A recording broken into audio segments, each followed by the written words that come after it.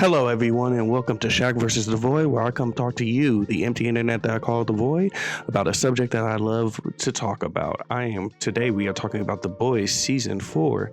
I will not be doing a full synopsis of the entire show. This will be more just my overall thoughts about the show entirely so far. They did 3 episodes, and they were pretty good. Not a hard start like the previous 2 seasons, I would say, but overall they were really, really good episodes in my opinion. I will be, so just ahead, there will be spoilers, so just keep that in mind. But really, I'm just going to be talking about the overall themes about the show, basically what I think the main plot threads are going to be towards the end, and like how I speculate towards the end about how it's going to finish. So one of the big plot threads, one of the big arching stories is everyone has to face their past. You see with Frenchie and how he has to date the guy that he's messing with, the guy that he's hooking up with, the one he had from the AA meeting. Frenchie in the past killed his whole entire family, so he has to deal with that. And then as well with dealing that, he has to deal with all the other people he's been killing with, which I thought the show did a great representation of, showing that when he was tripping balls, Frenchie, that was a great scene, where it showed like the guy that he was hooking up with, and he was just like chilling on the couch with his family, and his family was all dead. Like, I thought that was a really, really good scene to impact Frenchie. And then it showed that the Russian girl, I can't think of her name off the top of my head, the Russian girl that used to control Frenchie, and she's telling him like, you're free now, like you've been doing this yourself. And it's just the way they like portrayed that and got that across was really, really good in my opinion with Frenchie. As well as Frenchie, Kimiko has to deal with her past. While Frenchie was doing that, Kimiko was trying to take down the group that was trafficking all these people through the drug trafficking situation. And so she finds these people and she's trying to basically kill them because she thinks that's the way to get rid of her past, but it's not really going to help. It's just going to have the same past. But it's kind of weird because now she met someone that she knew, obviously, but that person didn't seem like a captive in her past time, because like they showed her a flashback, and it was Kimiko and that person seemed like they were about to fight each other, like they both were captives. And but now she doesn't seem like a captive. She seems like she's working with the people. So that seems like it's going to be a very interesting thread to see where it goes. Kimiko is getting a lot more airtime in the sense of being able to express herself. She's speaking a lot more. She's going to therapy, which is kind of cool, a cool dynamic for her. So she's trying to like really get to the point where she's trying to erase her past. I think Kimiko and then the next person, Huey, have the best. The next person I'm talking about, Huey, have the best like backstory in the sense of dealing with past. So Huey is having to deal with the past because his dad recently just had a stroke and his dad's in the hospital, and surprisingly unannounced, his mom comes, unannounced to Huey, but his mom comes and he's like completely shocked by it, and he's completely thrown off by it initially. He's completely upset about it, and like understandable because she left him like at 10, and we kind of find out that like the reason why she left him is because she was very, very depressed, like super depressed because of postmortem after having Huey, and it never just went down. And she was like, she realized that if she wanted to fix this and wanted to have Huey like have a good life, she had to leave. And Huey, we find out that like Huey just because at one point Huey flips out because she promises that she'll be here, and we find out what Huey is mad about the promise, like what promise made him pissed off to where it like triggers him anytime he hears a promise from his mom. She promised to go see Billy Joel with him the day that she left. He loves Billy Joel, so it makes sense why he freaking is super deep with that connection. So it's just really, I'm really excited to see where that goes. It's towards the 3rd episode. It seems like they're trying to work towards a relationship, trying to figure out their relationship. As well as those 3 that are dealing with their past, we have Butcher, who is dealing with his past in the sense of he has to he's just reconciling with his life. He's only got 5 or 7 months left, and he's just thinking about his life, looking back at his life and wondering, what did he actually do? What is he actually leaving? And he's really realizing that he was just an asshole and a douchebag to a lot of people. So it's kind of like interesting because Butcher is meeting one of his old like FBI agents, or not FBI, they're in the CIA, old CIA like agents, and he kind of is a representation of the old Butcher. He thinks exactly what how Butcher thinks is like, we gotta go after Homelander, we gotta go after these soups, we gotta kill these soups. Like he's exactly what Butcher was in the first couple seasons and before that. But it seems like Butcher is trying to fight that because he's seeing Becca as an illusion, and Becca's kind of like his guardian angel in the sense. I don't know if that will come into play at one point where because he keeps doing it in front of people, and people keep catching him talking to Becca, but it hasn't like gotten like said what he's doing. So I'm pretty sure at one point they will get to like he'll tell someone what's going on. But I wonder if that's going to also like is the tumor the reason why he's having these like illusion of Becca, and that means he's going to die this season, which I'm assuming more than likely Butcher's going to die this season.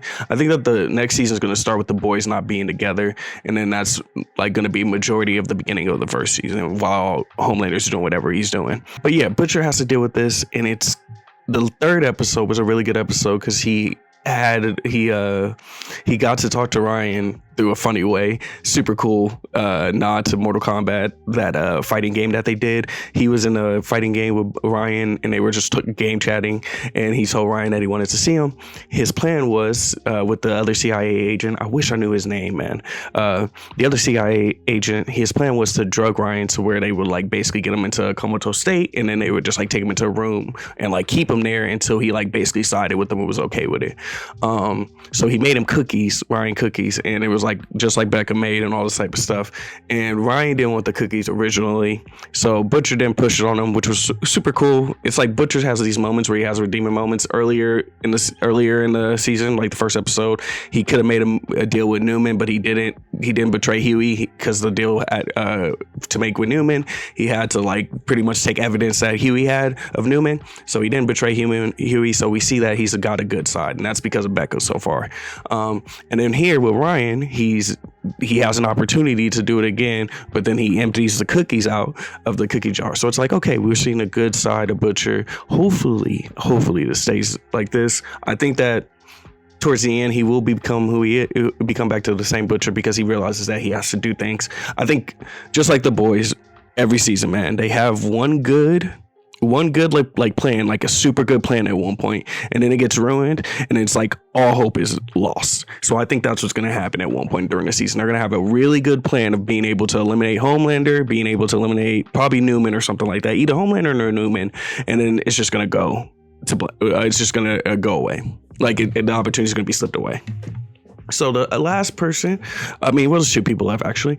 Annie has to deal with her past as well. She is going through the situation, not even just with the whole firecracker situation. She has to deal with her past in the sense of being Starlight. She no longer wants to have that monarch. She thinks that people only love her because of that. People don't love her for her, and everybody's trying to push her to be Starlight again, because they say that her image is not strong as Annie. It's basically strong as Starlight. People want to believe in hope, pretty much, Starlight. So she's dealing with that crisis, and we slowly see that she's slowly accepting that she has to be Starlight again. And then right after that, she basically accepts it, I think the second episode, and then the next episode we find out that she had an incident we find out that her and Firecracker have a history, and basically she mistreated Firecracker at a pageant really, really bad, really terribly, and basically called her fat and said that she had to I don't know if she had to do something sexually to the judges to get to this level and all this type of stuff. So Annie was just being a real brat to this kid.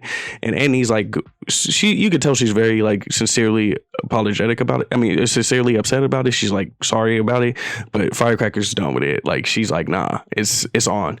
So I'm really excited to see what Firecracker's going to do, because she's obviously going to tint the armor of Annie. She's gonna make her look a little bit different to some people, so that's gonna be interesting.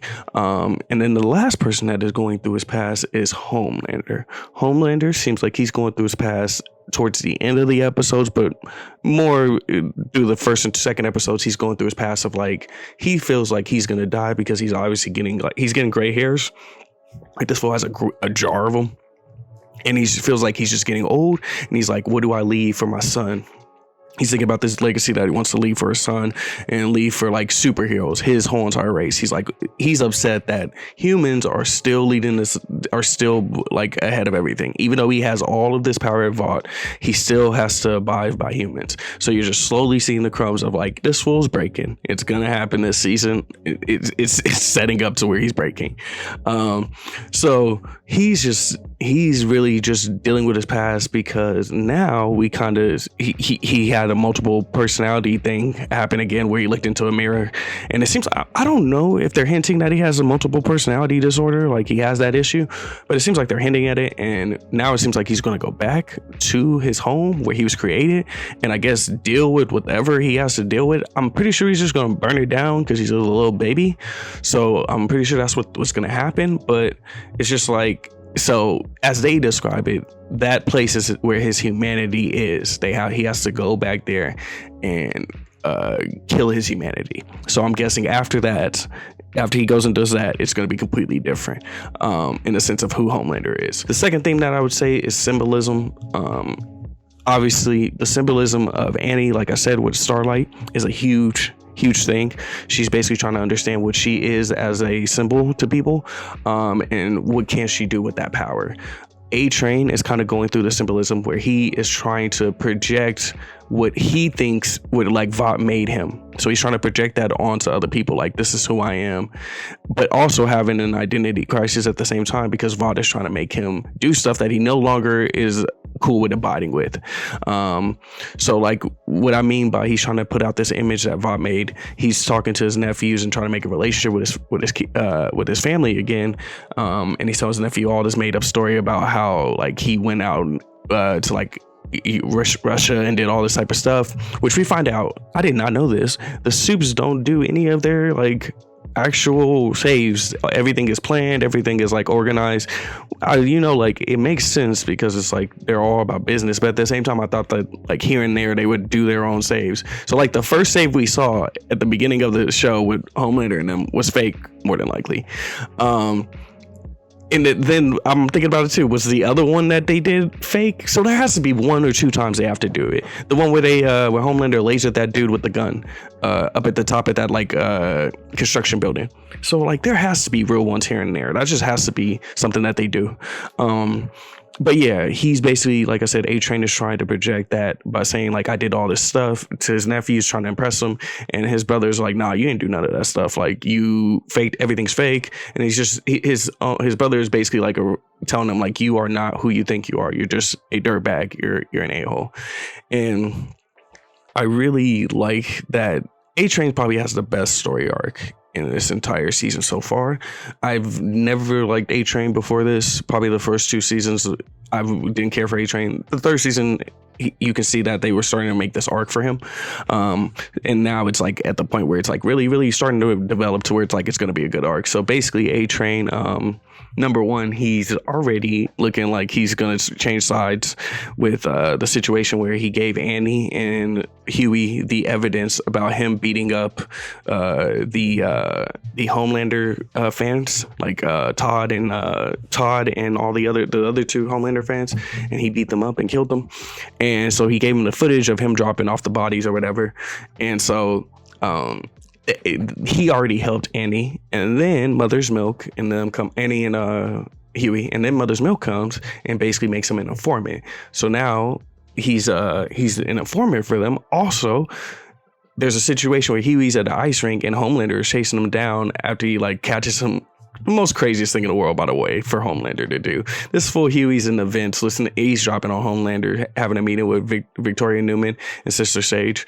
And again, it's Sister Sage, because we'll talk about the speculations, and that's why I'll talk about Sister Sage. But they're having a meeting, and this fool Huey just sweats. It drops on him. Homelander picks it off of his clothes and then freaking white and, like, smells it, and he's like, it's Huey. Like, that was like, okay, dude. But so A-Train ended up saving Huey in that situation, because there was no way that Huey was going to get out. So it seems like A-Train is on this side. So he's having this whole symbolism issue of, like, what does he want to be as a symbol? What does he want to be as A-Train? So he's trying to change that. And then Homelander, obviously. Homelander is just thinking about, like, for his race of superheroes, what is he a symbol of? Is he really going to leave this earth and it's going to still be the same, where humans are still going to be running it and superheroes are going to just be their puppets? And I get to Homelander, that pisses him off, because Homelander thinks that humans are, like, basically cockroaches. So yeah, let's get into the speculations at this point. So we are going to talk about Sister Sage, who is probably one of my favorite characters, and then we can get into speculation. So Sister Sage is the smartest person. She's part of the speculation, so let me say that. So Sister Sage, this is what I have a speculation of. I don't know if she's gonna die this season, but she's definitely not gonna make it. And this is what I kind of have an issue with the character. If she's the smartest person alive, I feel like she needs an out, and maybe they haven't shown it yet, but to me it doesn't look like she has an out. She's just like, all right, Homelander and me are gonna run this together because I have Homelander in the palm of my hand. Like, she seems too high hubris right now, in my opinion. Now, this could be wrong because, like I said, she is the smartest person. We saw it obviously when Frenchie, Mother's Milk, Butcher, and Kimiko were following her around at that convention, that she knew that she was getting followed. So she is pretty smart. So I think that she will have an exit plan. If she doesn't, I would be very upset. But overall, Sister Sage is great, man. She's so good, man. Every time she's on the scene, I'm excited because she's telling people off. She's also boosting up the 7 or the 6 or whatever they are. She's also boosting up the 7. She made freaking the Deep have a freaking get balls and not get treated disrespectfully. She's obviously being around is influencing A-Train, in my opinion. So I just think that, like, overall, Sister Sage is good. I just don't get her character contradicts herself sometimes, because I feel like you shouldn't be cool with the stuff that Homelander is doing. You know what I mean? Like, she is a smart person. Like, you feel like morally she would have moral, like a moral compass, but she doesn't have that at all. So it's kind of crazy. It's kind of crazy with that sense. Like I said, I think she might die. Another person who I think might die is A-Train. I think A-Train's a guarantee to die this season. I think he's going to get caught up. He's doing too much, and Sister Sage is going to get him. I already think Sister Sage is already on him already at this point. But yeah, I strongly do think that A-Train is more than likely going to die this season. And I think it's going to be a heroic death, though. I think A-Train's going to do something crazy. And it might involve where he tries to, like, stop Homelander and Homelander crushes him in like a second. It might involve that, but I think he's going to do something crazy. I'm excited to see A-Train's arc. I hope he gets to be the hero he wants to be at the end of whatever this arc is. And yeah, I think Annie and Firecracker are going to fight. But I think at the end of the day, Firecracker's just they're gonna be cool. I just, for some reason, think they're gonna be cool. Either that or Annie's just gonna have to kill Firecracker. One of the two things. And then yeah, obviously the big thing is I do think Butcher's dead. I don't think Butcher makes it next season. And the reason why I say I don't think Butcher makes it next season is because I think the next season is going to start off with the boys being separated. Like I was saying, I think the boys are going to not be together, and Homelander and all of them are going to be doing their shit. And then the boys are going to get together, like, for the first 4 or 5 episodes. That's what the main focus is going to be, of the boys getting together. Because I think that Butcher's going to die, and it's going to make everyone kind of separate from the situation.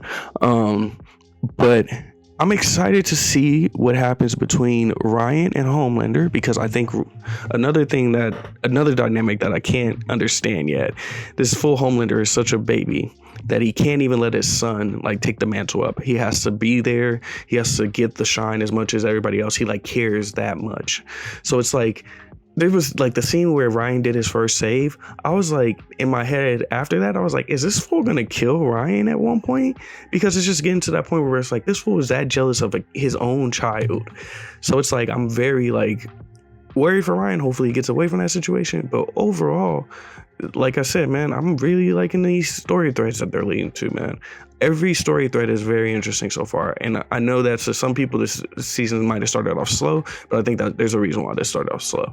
I think towards the end, it's just going to be jam-packed, just stuff happening after another. And all the story threads that are getting built now are all going to just crescendo right there. So I think it's gonna have a really, really good ending. I think the last 3 episodes of this season are gonna be really good. But overall, I can't wait to give you my overall opinions about this. Make sure that you check out the channel. Make sure that you like. Make sure that you subscribe.